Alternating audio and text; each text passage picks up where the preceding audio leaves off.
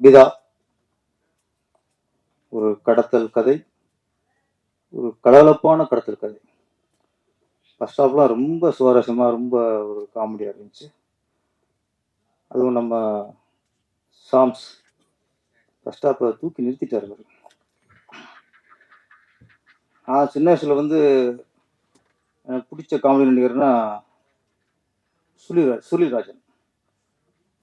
அவர் பார்த்தா நம்மளுக்கு ஒரு பார்த்தா சிரிப்பு வந்துரும். அந்த அளவுக்கு ஒரு நம்மளுக்கு பிடிச்ச நடிகரு. அதுக்கப்புறம் எனக்கு பிடிச்ச காமெடி நடிகர்னா வெண்ணிலாட மூர்த்தி சார். நம்ம ரசம் வேற மாரி. அவரு பார்த்தா எனக்கு அவரு ரொம்ப பிடிக்கும். இப்ப எனக்கு பிடிச்ச ஒரு காமெடி நடிகர்னா சாம்ஸ் தான். ஆமா. ஃபேஸ்ல ஒரு ஒரு ஒரு ஒரு அசால்ட்டா ஒரு தெனாவட்டா டப்புனு டயல் அடிச்சுட்டு போயிருப்பாரு. அந்த பயணம்னு ஒரு படம் பார்த்தேன். ஆமா. அதுல ஒரு நடிகரா வந்திருப்பாரு.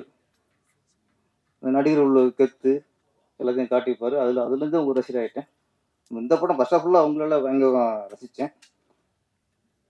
அதுல ஒரு டயலாக் மாரி சார் சொல்லுவாரு, அவர் சொல்லுவாரு ஃபர்ஸ்ட்டு, "ஒண்ணுக்கு போயிட்டு வரேன்ட்டு." இவரு ஒண்ணுக்கு போனா பத்தாது முன்னுக்கு முன்னுக்கு போகணும்பாரு. இந்த சின்ன சின்ன நகாசுக்கெல்லாம் ஏன்னா என்ன ஆச்சரியம்னா, 23 நேரம், 23 செகண்ட் அப்படின்னு சொன்னா நம்பவே முடியல. நீங்க சொன்னதுனால அதில பார்க்கும். அதுவே ஆச்சரியமா இருக்கு. எப்ப இவ்வளோ சீன் எப்படி? இவ்வளோ பில்டப்ஸ், இவ்வளோ சீன்ஸ் அதுவும் கடத்தல் கதை, ஒரு காமெடி கதை, ஒரு லவ் ஸ்டோரி, ஒரு ஃபேமிலி ஸ்டோரின்னா கூட நம்பலாம். இது ஒரு திருவிழா காட்டுறாங்க. அங்கே ஒரு அம்மா வாதம் வந்து படுத்து கிடக்கு ஒரு பக்கம். ஒரு பக்கம் சேசிங்க, ஒரு பக்கம் வீட்ல அடைச்சு வச்சு, அது ஏகப்பட்ட ட்விஸ்ட் வேற. ஆனா இது ஒரு நாள் எடுக்கப்பட்ட படம்ங்கிறது சரி நம்ப முடியல. அதுவே உங்களுக்கு பெரிய சக்சஸ். இன்னொரு தயாரிப்பாளருக்கு இப்பலாம் 2 லாபம். லாபம் கிடைக்கிறதே பெரிய விஷயம். அது வந்து முதல் லாபம் அப்படிங்கிறது இயக்குனர் பிளான் அவர் பிளான் பண்ணி எங்கெங்கெல்லாம் செலவ குறைக்கிறாரோ அதெல்லாம் தான் புடிச்சருக்கு முதல் லாபம். இயக்குனருக்கு பிளானிங் இல்லைன்னா முதலுக்கே நஷ்டம். எந்த இயக்குனர் பிளான் பண்ணி படம் எடுக்கிறானோ அவன் தான் முதல்ல ப்ரொடியூசருக்கு உண்டான இயக்குனர். நம்ம சுகன் வந்து முதல்ல ப்ரொடியூசருக்கு ஒரு உண்மையான இயக்குனரா அதில் வெளிப்படுத்தியிருக்கிறாரு. இந்த மாதிரி இயக்குனரும் வெற்றி அடையணும். இப்பெல்லாம் தேவையில்லாத செலவை குறைச்சாலே ப்ரொடியூசருக்கு பாதி நிம்மதி. இன்னைக்கு பிளானிங் இல்லாம வெட்டி செலவுகள். ஒரு ஒரு டைலாக்க 4 ஆங்கிள் 4 கேமரா எடுக்கிறாங்க. அது எந்த ஆங்கிள் எது அது க்ளோஸ்அப்னா க்ளோஸ்அப். அதை டிசைட் பண்றவங்க தான் கரெக்டான டைரக்டர். க்ளோஸ்அப் ஒரு டைலாக் போய் ஒரு ட்ராலி, கிரெயின், பேக்ல, ஃப்ரண்ட்ல வச்சு எடுத்து கடைசியா எடிட்டருக்கு பெரிய தலைவலி வந்துடும்.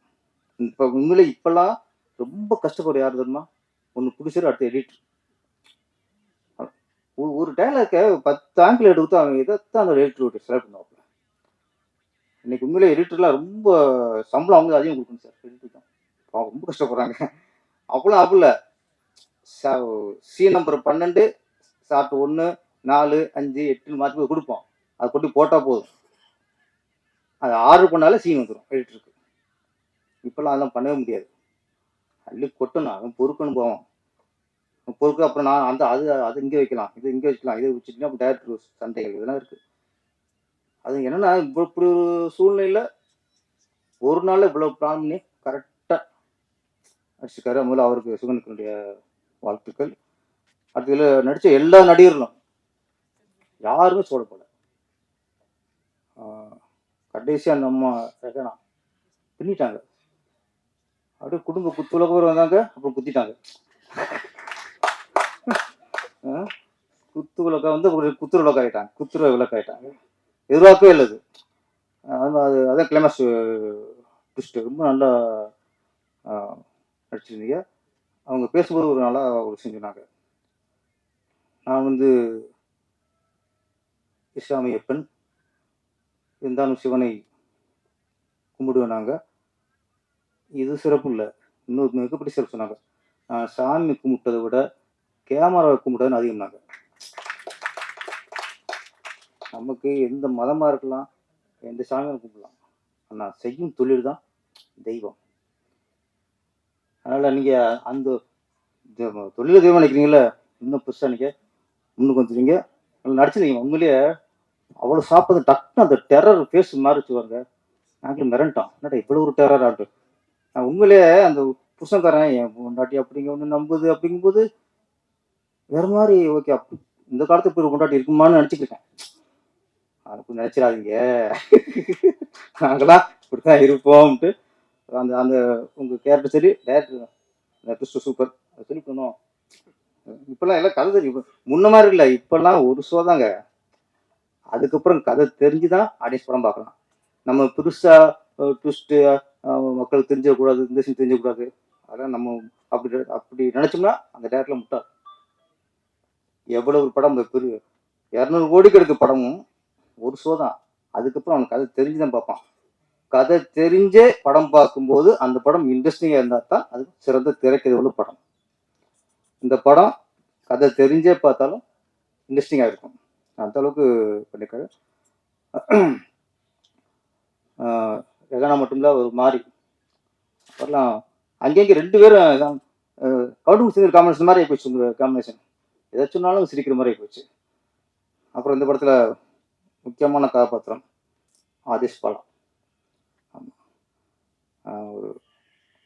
ஒரு அவர் வந்து நிறைய நான் பார்த்துட்டே இருக்கேன். நம்ம நடிக்கிறது, முயற்சி, இதெல்லாம் விட போராடிட்டே இருக்கிற வாழ்க்கை ஒன்று இருக்குல்ல, அது சினிமாவில் ரொம்ப அது கொஞ்சம் அது இருக்கணும். அது என்னைக்காவது பெருசாக கொஞ்சம் நிறுத்திடும். சின்ன சின்ன போராட்டி இருந்தார். இந்த படம் உங்களுக்கு அடுத்த கட்டம். ஆதிஷ் பாலாவுக்கு இந்த விதா வந்து அவருக்கு வந்து அப்பா பாரு பார்த்தாலும் ஆமாம், அம்மா அப்பா பாசம் உள்ளவர். ஆமாம், அப்பா ஆசிரம் என்னைக்கு வேணும்னு சொல்லிட்டு இருப்பார். விதாவும் உங்கள் அப்பா தான். அதனால் இந்த விதாவை எங்கள் அப்பாவை நடிச்சிருங்க. இந்த விதாவை வந்து உங்களுக்கு ஆசிரம் பண்ணி பெரிய நடிகராக ஆகிவிட்டோம். நடிகர்களுக்கு என்னென்னா, இப்போது அசிஸ்டண்டாக ஒர்க் பண்ணுவாங்க, எடிட்டர் அசிஸ்டண்டாக இருப்பாங்க, கேமரா ஒர்க் பண்ணுவாங்க, செட்டாக இருப்பாங்க, ஆர்ட் பண்ண இருப்பாங்க. இந்த நடிகர்களுக்கும் இந்த டெக்னீஷியனுக்கும் என்ன வித்தியாசம்னா, இப்போ இந்த டெக்னீஷியன் ஏதாவது கஷ்டம் வந்து சினிமாவில் போராட முடியலை, சமாளிக்க முடியல அப்படின்னா வேறு வேலைக்கு போயிடலாம், எங்கேயாவது வேலைக்கு போயிடுவாங்க. ஆனால் அந்த நடிகர்களுக்கு பெரிய சவால் அது பெரிய ஒரு சாபம். சில நேரத்தில் முகம் தெரிஞ்ச நடிகர் ஆகிட்டா அவங்களுக்கு வேறு எந்த அளவுக்கு வந்து வேலைக்கும் போக முடியாது. நம்ம நினைப்போம் நடிகர் சுகமாக இருக்காங்க. வெற்றி அடைஞ்ச நடிகர்களுக்கும் அந்த புகழும் அது இதுவும் கொஞ்சம் சில நேரத்தில் சாபம் மாறிடும். வெற்றி அடையாத நடிகர்களுக்கும் அது பெரிய ஒரு சாபம் மாறிடும். ஏன்னா இதை விட்டு அப்புறம் வேறு வழி இல்லை. இதில் தான் கிடக்கணும், இதில் தான் நடிச்சாகணும், இதில் தான் போராடி ஆகணும். அதில் சில இயக்குநர்கள் அவங்க சில கண்டிஷன் போடுவாங்க. என் படத்தில் முகத்தஞ்சு நடிகர்களே இருக்கக்கூடாது, தெரிஞ்ச முகமாக இருக்கக்கூடாது, ஃபுல்லாக செலக்ட் பண்ணுவாங்க. ஆனால் ஹீரோக்கள் மட்டும் பெரிய ஆளாக இருப்பாங்க, அதுவும் தெரிஞ்ச முகமாக இருக்கலாம். மற்ற அப்பா கேரக்டர், அன்னி கேரக்டர், இந்த சின்ன சின்ன கேரக்டர்லாம் படத்தில் நடிக்காத ஆளாக இருக்குன்னு தேடுவாங்க. அது என்னென்ன தெரியல எனக்கு. அவங்க எத்தனை இப்போ ராதாரவி சார் இருக்கட்டும், வடிவரிசமாவாக இருக்கட்டும், எத்தனை நடிக்க அவங்க மாதிரிலாம் மீறி யாரும் நீ நடிக்க முடியாது. ஆனால் இல்லை, அவங்களாம் பழைய முகம். அப்போ நீ ஹீரோ புதுசாக போட்டுருந்துங்கிறேன். ஹீரோ மட்டும் உங்களுக்கு பிஸ்னஸுக்கு உங்களுக்கு மார்க்கெட் உள்ள பழைய நடிகர்கள் தேவைப்படுது. சின்ன சின்ன ஆர்டிஸ்ட் விட்றாங்க. ஏன் சொல்கிறேன்னா, இந்த நடிகர்களுக்கெல்லாம் அவங்க வேறு வேலை போக முடியாதுங்க. இதுக்குள்ளே தான் வாழ்ந்து ஆகணும். இதை விட்டு எங்கே போவாங்க? அப்போது ஒரு வர இயக்குநர்கள் நீங்களாம் அவங்க வாய்ப்பு கொடுத்தீங்கன்னா அவங்க கதி என்ன ஆகிறது? எத்தனை பூச்சி வந்துட்டு எவ்வளோ இறக்குவீங்க நீங்கள்? நான் சரி சின்ன நடிக்கணும். இந்த ரஜினி சார் வச்சுங்க, ரஜினி சார் சூப்பர் ஸ்டார் இருக்கட்டும், அவர் மனுஷன்தான். அவருக்குள்ளேயும் ஒரு ஆதங்கம் இருக்கும். எங்கேயாவது ஒரு இடத்துல ஒரு சராசரி மனுஷனாக வாழணும்னு ஆசைப்படலாம். பாருங்க, ஒரு அம்பானி கல்யாணத்துக்கு போனாரு. ஆடும்போது அவங்க சராசரி மனுஷன் தான். அந்த இடத்துல ஒரு வெளிப்பாடு, ஒரு டான்ஸ் ஒன்று போட்டாரு. தேச குற்றமா போயிடுச்சு. ரஜினி எப்படி ஆடலாம்? ரஜினி இப்ப எங்க ஆடலாம்? நீ போய் ஆடு. நான் சொல்றேன், ஒரு நடிகர் சூப்பர் ஸ்டார் தான் என்ன உங்களுக்கு நடிமையா அவரு? எப்போதும் அவரு எல்லா உணர்ச்சியும் கட்டுப்படுத்தி அப்படியே அமைதியா அப்படியே முத்திரை வச்சுட்டே உட்காரணும் அவரு? சில இடங்கள்ல அவர்களும் மனிதர்களாக, சராசரி மனிதராக வாழ விடுங்க. இதெல்லாம் போய் பெருசா ஒரு விமர்சனம் பண்ணிக்கிட்டு, இதெல்லாம் பார்க்கும்போது அவருக்கு இங்க கூனி குருவாரு. ஒரு சின்ன ஒரு இடத்துல சந்தோஷப்பட்டோம், ஆடிட்டோம். இது ஒரு பெரிய குற்றம் மாதிரி. ஆயிரத்துக்கு பிரச்சனை இருக்கு நாட்டுல. அதை பத்தி பேச மாட்டாங்க. நடிகர் வந்து அங்க ஆடிட்டாரு. இங்க யாருக்கு இங்க சுட்டுக் கொல்ல போடுவாங்க, வெட்டி கொல்ல போடுவாங்க, கள்ளச்சாராயம் குடிச்சு சாவாங்க. இதெல்லாம் பிரச்சனை, நாட்டு பிரச்சனை நம்ம இருக்கு. அதான் பிரச்சனை இல்லை. ஒரு நடிகன் ஒரு கல்யாண வீட்டுல வந்தா சின்ன மூங்கல் போட்டா பெரிய பிரச்சனை நம்மளுக்கு. சொன்னா ஆதேஷ் பழுதா நம்ம மகேந்திரன், இவரில் என்ன பெரிய நடிகர் ஆயிட்டாரா? பெரிய நடிகர் இன்னும் போராடிக்கு இருக்காரு. எல்லா திறமையும் அவருக்கு இருக்கு. டான்ஸ் ஆடுவாரு, நல்லா ஃபைட் பண்ணுவாரு, சென்டிமெண்ட்ஸ்ன்னு பிச்சு உதறுவாரு. ஏன் இன்னும் எத்தனை வருஷம் போடுவார் அவரு? ஆனா ஒரு நாளைக்கு அதுக்கான இடத்த பிடிப்பாருங்க, அவங்க ஆதேஷ் பழமும் இதுக்கு இன்னும் மிகப்பெரிய ஒரு இடத்த அவர் பிடிப்பாரு. ஆனா என்ன, இதுல போராடிக்கு இருக்கிறதே உங்களுக்கு வாழ்க்கை இல்லைங்க. ஒரு ஸ்டேஜ்ல அவங்களுக்கும் ஒரு வெற்றி அடைஞ்சிட்டோம் அப்படின்னு ஒரு வரணும்.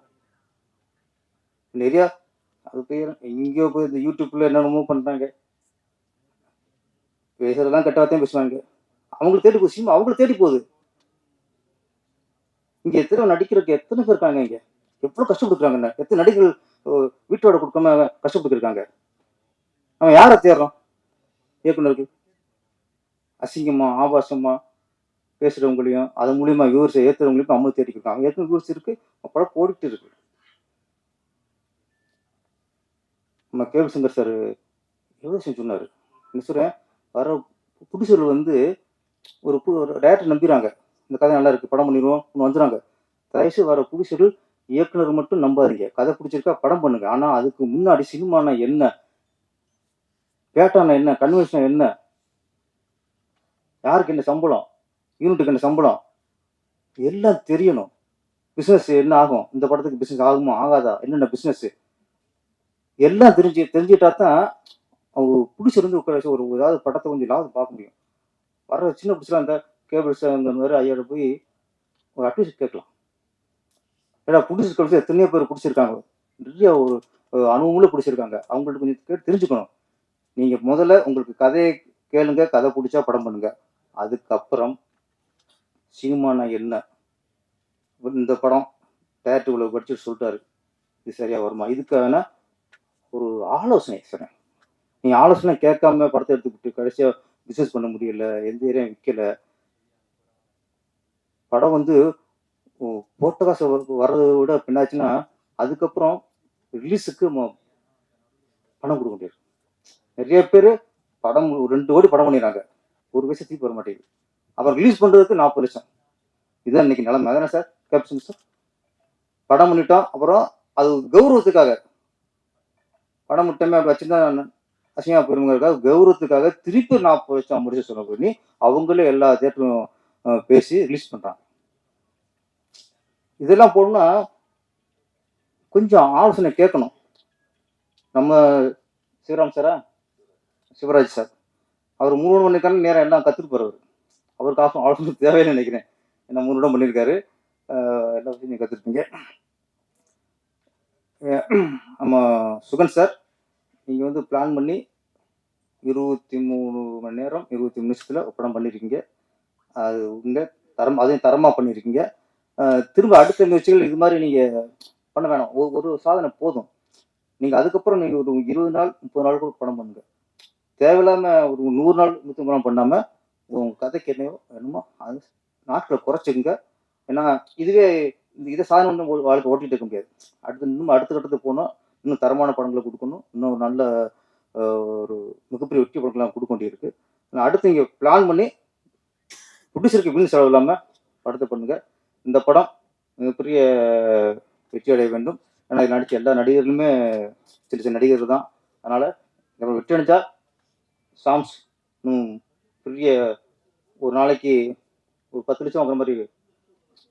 ஆமாம், ஆமாம், நான் கூப்பிட்டா ஒரு நாளைக்கு 5 லட்சம் வாங்கிக்கிறேங்க. மற்ற டைரக்டர்லாம் 10 லட்சம் வாங்கிக்கிறேங்க. இந்த மாதிரி எல்லாம் இருந்தாலும் சம்பத்ராம் எல்லாருமே சினிமாவை கட்டி பிடிச்சி உருளாருங்க. அதான் வேற ஒன்றும் சொல்ல என்னால். சினிமாவை கட்டி பிடிச்சி விட மாட்டாங்க அவங்களாம். அவர் மாதிரி ஆமாம், இங்கே தான். ஆமாம், நான் சொல்ல உண்மை தானே. எங்கேயும் போவோம் நடிகர்கள். அதனால் நடிகர்களில் தயவுசெய்து சினிமா இளம் இயக்குநர்கள் சினிமாவை நம்பியிருக்க நடிகர்களை கைவிடாதீங்க. நன்றி, வணக்கம்.